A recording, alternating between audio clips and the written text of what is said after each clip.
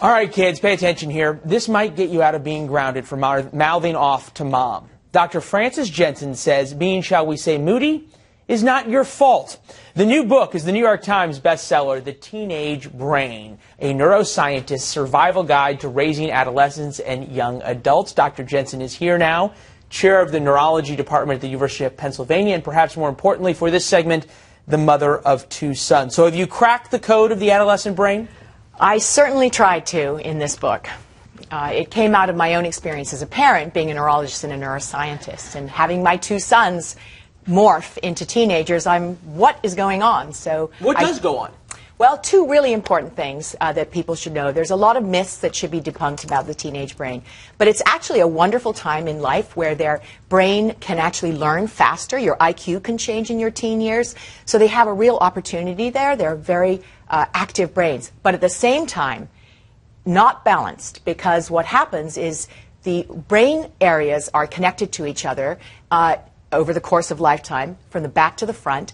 It takes up into mid-20s to finish this process. So it connects the brain region to region from back to front. The last place to connect up is your frontal lobes. And that's what controls emotion, right? Emotion, risk-taking behavior, judgment, empathy, you know what I mean. Well, and we see it all the time. Teen drivers, notoriously bad drivers, inexperienced, but also because they text and drive. There was a big study that came out about that, among other things. I guess the question, though, to ask is that so often parents have kids who have some kind of issue. They're a little bit moody, they're a little bit insolent, whatever, and they run to the doctor and say, "Doc, we need medication, here we go." Is that the answer?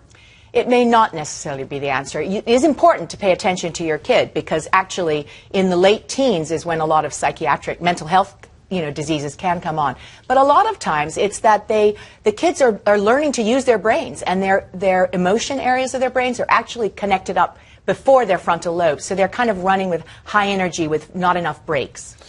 I'm guessing there's not a lot of kids watching as teenagers right now. You're probably out on Saturday having fun. But parents, perhaps, grandparents, what can you do? What is the things that you can do that don't involve putting your kids on meds to try and deal with things appropriately? Is it better to be calmer? Is it better to be firmer? What's the answer? Okay, so that is why I wrote this book, because a lot of books are all about sort of social psychology around this window, and there's a huge amount of new neuroscience that's come out only in the last decade that helps you understand why your teen is doing this. Your teen is not waking up late because they're just being lazy. Their circadian clock is actually different biologically.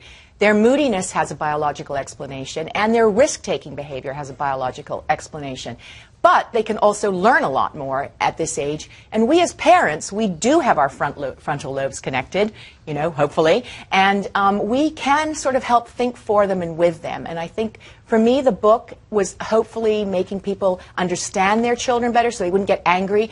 And most important, don't alienate your teen. I think that sets a bad cycle. Huge.